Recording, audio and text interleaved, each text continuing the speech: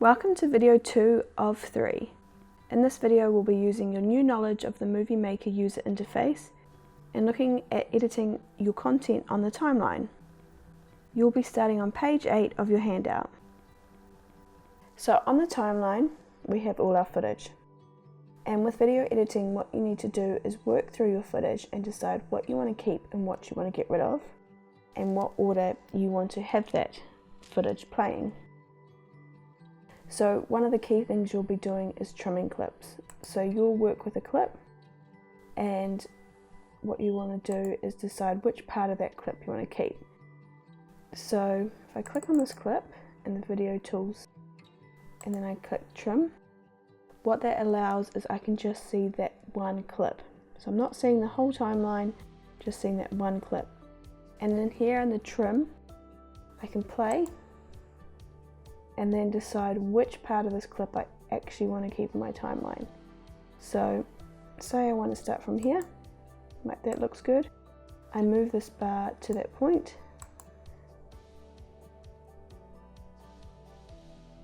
I only need a few seconds, so I'm like, okay, that looks good, so I'm going to move that there.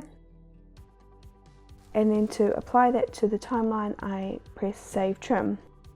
Now I could also make those changes with the duration times here, but I find it a lot easier just to move the bars. But we'll go Save Trim. So now that clip has been made shorter in my timeline, and I just have that section that I want. Now say you're playing a clip,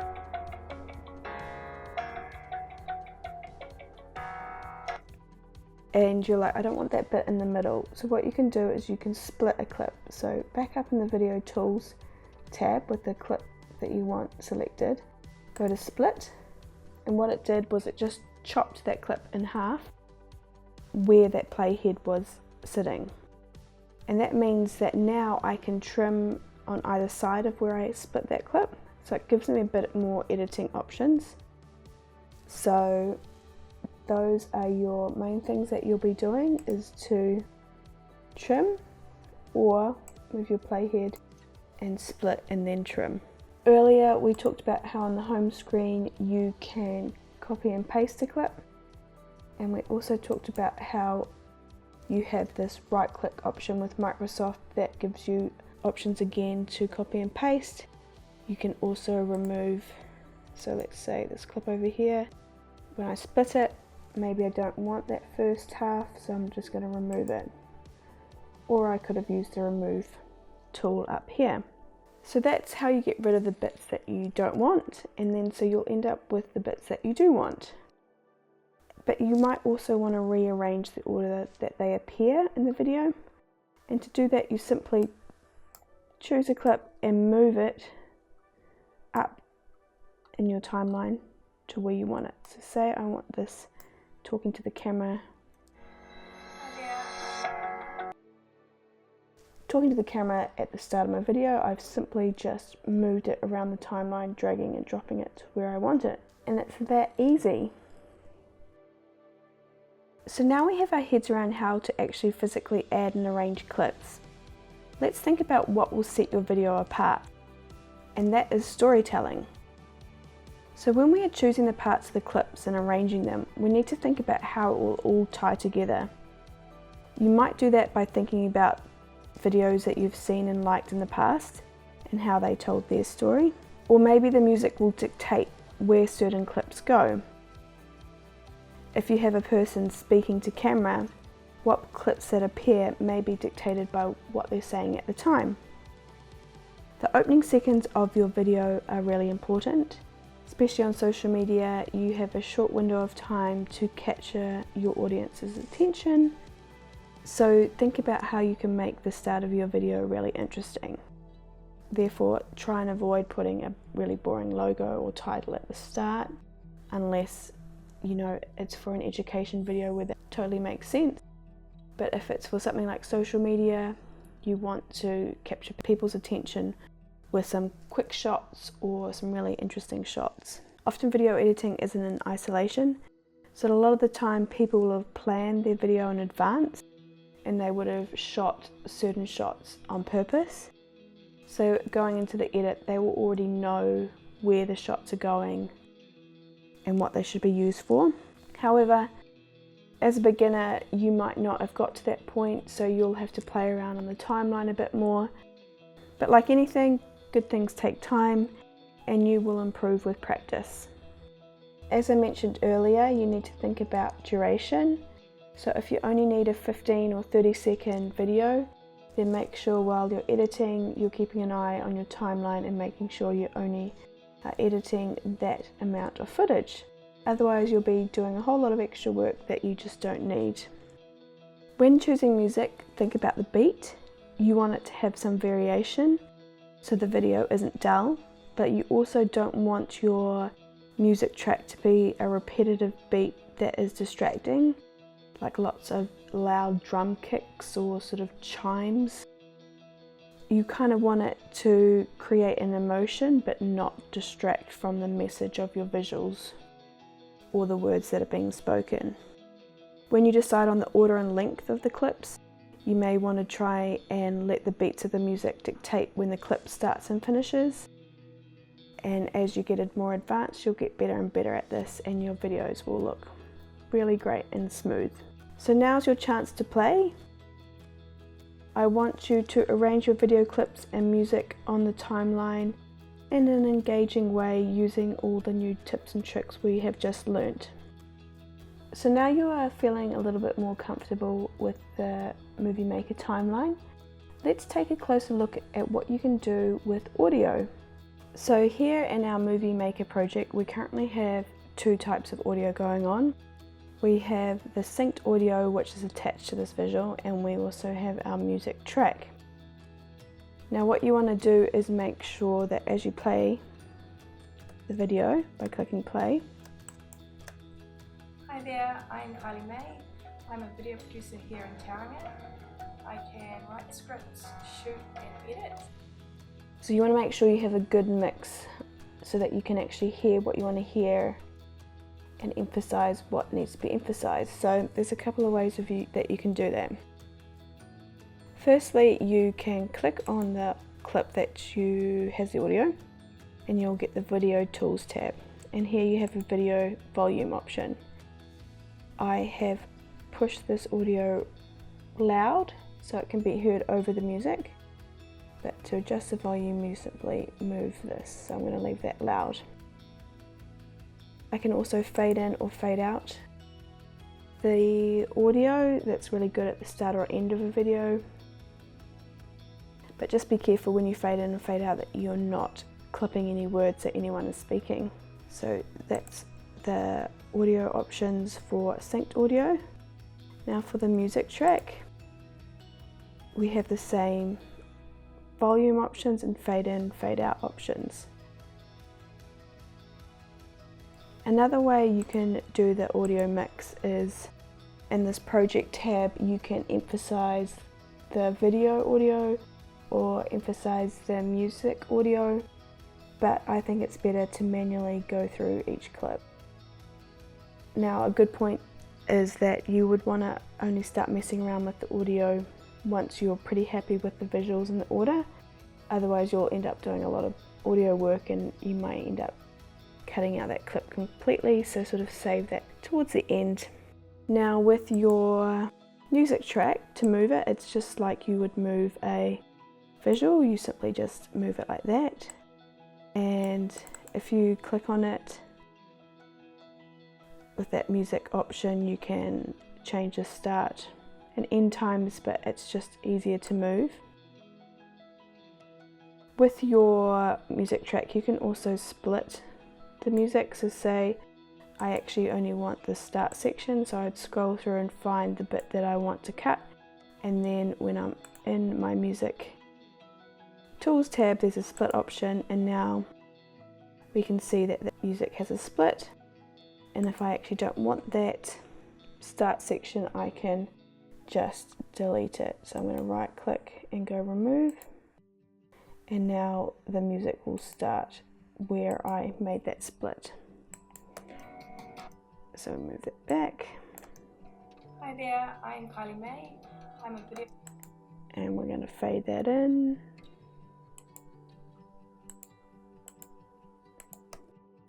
Hi there, I'm Kylie May. I'm a video producer here. Okay, so we've talked about synced audio and we've talked about a music track. Now let's look at narration, which is something you might want to add in for audio as well. So back on the Home tab, we have a record narration option. And it's really simple. You literally put your playhead where you want to start the narration and make sure you have a microphone inbuilt into your laptop or computer, or you have an external mic plugged in, and then you can record. Look at me, I'm recording a narration to go on top. And what that will do is it will actually save an audio file, which I will put into here in my audio folder. So it's saved the file to our filed assets, but it's also saved it on the timeline. Hi there, I'm Kylie May. I'm a video producer here in town. So now we have 2 audio tracks with this visual. And if I click on that recording, I get an additional tab called Narration Tools, and again I have a volume option, so I might want to boost that. Of course, I wouldn't usually have a narration over when someone's speaking because it's very silly, so I'd probably have the narration over a visual like that. But narrations are best done talking to the picture, so you want to make sure your playhead is at the right spot, otherwise what you've said will make no sense. Now, I would keep narrations quite limited unless it's for a specific purpose, like an educational training video, or you're describing the visuals on camera. Otherwise, maybe you'd use it for like a family or holiday video, but narrations can be quite over the top otherwise. I mean, where they're really good is for like animation videos where you have a voiceover and then the visuals are created to match that voiceover. So use them sparingly, but when you do need to use them, you just go up to the Home tab and record narration. And then lastly, for audio, if you had a sound effect saved in your audio folder, you just add that in again like you would add music. I don't have any sound effects, but I'm just going to show you with this add music. You can add music like I did before, or you could add music at the current point. So say I wanted to add the track again, you can see it's added it over top. But sound effects, you sometimes would use them, like especially they're really good for like titles, where you have a motion title arriving on the screen. You might have like a zoom or a whiz sort of sound, and adding in sound effects would be just like adding in another music track. But as I mentioned earlier, Movie Maker is quite limiting and that only gives you 2 tracks to play with. So if you have a situation like I have here where I've already got the music track and a narration, anything additional will just go on top rather than underneath like you would have a 3rd track in an advanced editing software. So you will need to be a little bit picky when it comes to audio. Now we've discussed audio, let's look at some visual options. So earlier we talked about the rotate tool, so you wouldn't really be rotating a visual for a video probably, because you would have shot it how you want it. But sometimes your stills come in the wrong way, so you could be rotating it like that. If you're wondering why there's black bars appearing on either side, it's because this is a portrait photo that I've brought into a landscape oriented video. So you might have to cut out things that just simply won't work with a landscape video, which is all you can edit in Movie Maker. So now let's look at some cool filters that you can apply. So at the moment I don't have any effects or filters on my visuals, but if I click on this one, Hi there, I get a blurred look or I get a stencil look. A handy one is black and white. Hi there. So those are a couple of filter options that are available under visual effects. I again would only use them in certain parts, like you probably won't do a whole black and white video, but you might want to have some clips that are black and white just to mix it up a little bit. You can also change the brightness, which is really handy. A lot of beginner footage is sometimes not shot correctly, so you have that option with the brightness option. Another visual change that you can make is over in the video tools tab. There's video stabilisation. So if you've got a clip where, say, you were walking along trying to film, or you're on a boat or filming from a car, your footage could be quite shaky. So you could apply one of these filters and you can see it's added that, and it may take a little while. But just a note on video stabilisation, sometimes it does so much filtering of your footage to try and fix it that it makes it even worse. So it may be better just not to include the shaky footage to begin with, or just use what you've got rather than have something that's very filtered and obviously been tried to fix and doesn't look very good in the process. So unfortunately, when it comes to visuals, that's about it. You're missing a few options that you'd get with some of the other video editing software. For instance, you can't really crop or scale an image, so with these portrait images in other software, I would maybe be able to make this image bigger so it fills out more of the screen, so I lose some of these black bars. And again, I also can't crop the image, and like I mentioned, I can't stack visuals on top of visuals like I would like to with a logo. So for instance, let's say I want to bring in my logo, so let's go to my graphics. My black logo, which doesn't look very good at all, I'm going to remove that. Let's try again. If I add my white logo and say my plan was to put that logo on top of this last clip, I can't do that, I'm limited. Instead, I would just have to design it so that my video played where the logo just appears on its own at the very end. So here we are on page 10 of the handout. We're going to continue looking at editing on the timeline and some of the adjustments you can make. We're going to look at speed, transitions, and titles. So let's get back into Movie Maker. Okay, so here in Movie Maker, if you would like to add some interest to a clip, you could experiment with changing the speed. And to do that, you need to go to the Video Tools tab. So make sure you're clicked on a clip, and the Video Tools tab will appear up here at the top. Then you have the speed option here. Now every clip starts at 1 times, so that's the standard speed. If you want it to go slower, you need to choose a number that's below 1.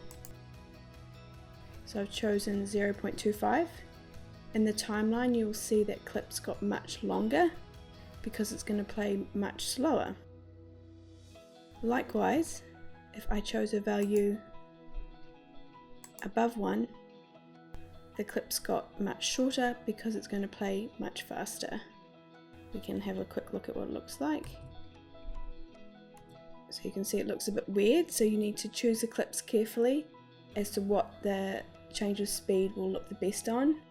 Also avoid using the change of speed where someone's talking, otherwise their mouth will look funny because it will be all out of sync. A bit like a chipmunk.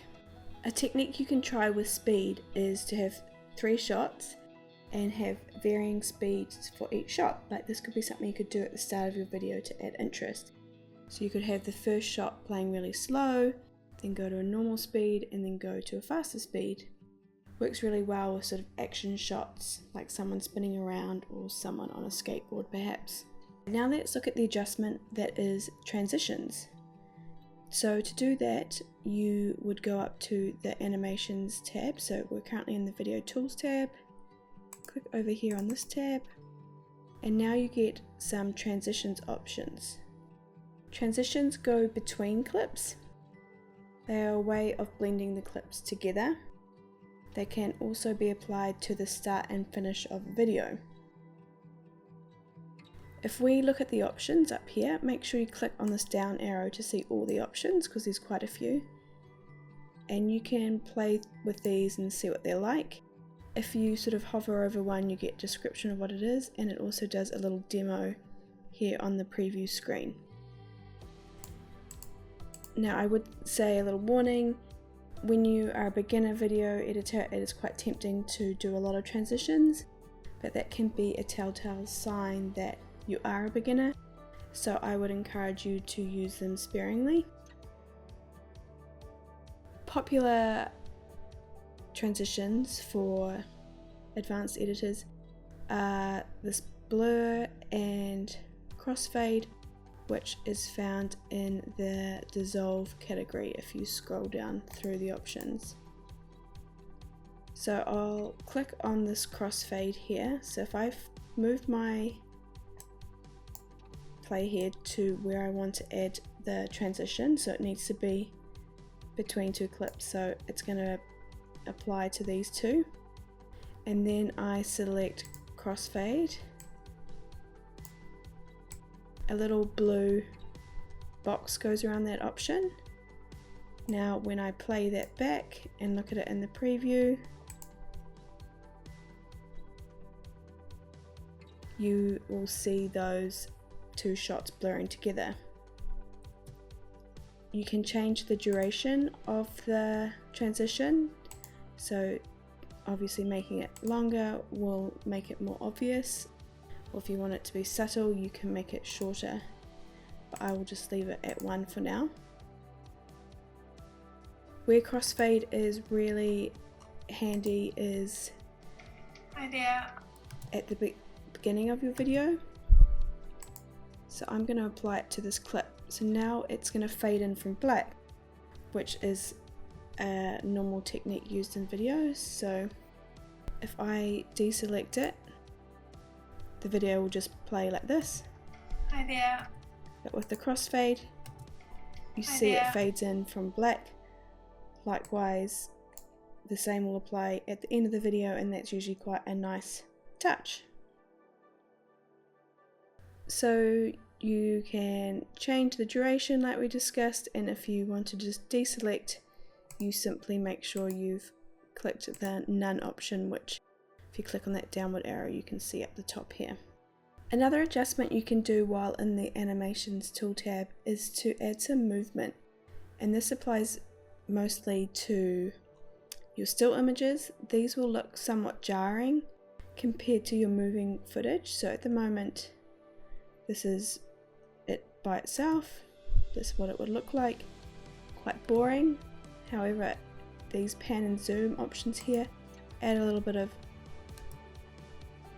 movement to make it slightly more interesting.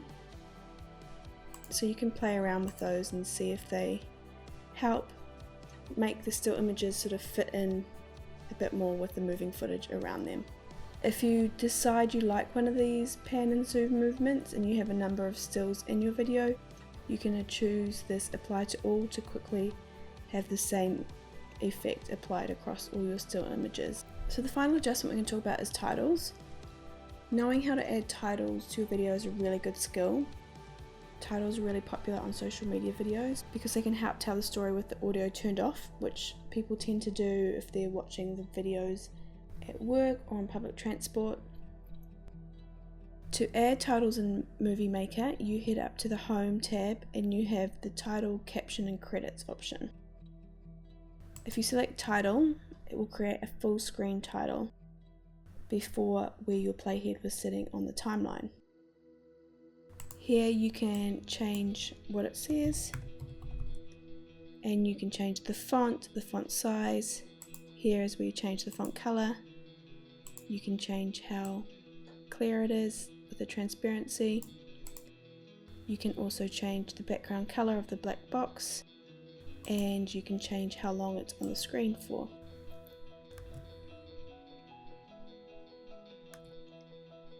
So that's how a full screen title works.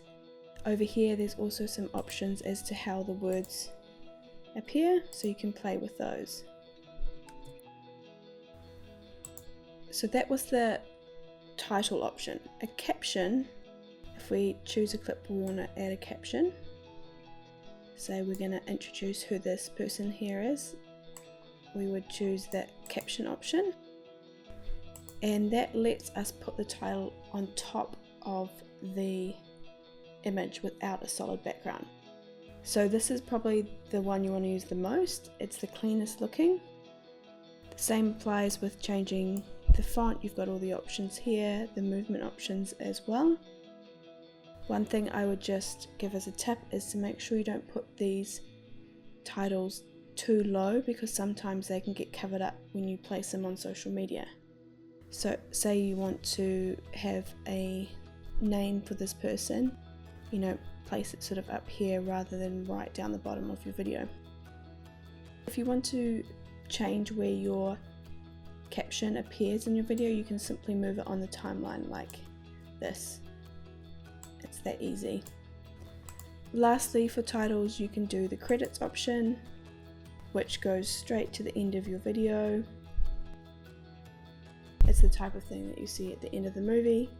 You're pretty unlikely to need to use this unless you've made like a short film or something like that, but that option is there if you need it. So there you have it. That's where you have the opportunity to add some titles and jazz up your video a little bit. So that wraps up the section on editing on the timeline and making adjustments. I would like you to do an activity to practice what you've learnt. I would like you to add a full screen title, a caption and a logo to your video. And I would like you to experiment with the other adjustments that we've discussed to complete your video. That brings us to the end of video 2. I will see you in video 3.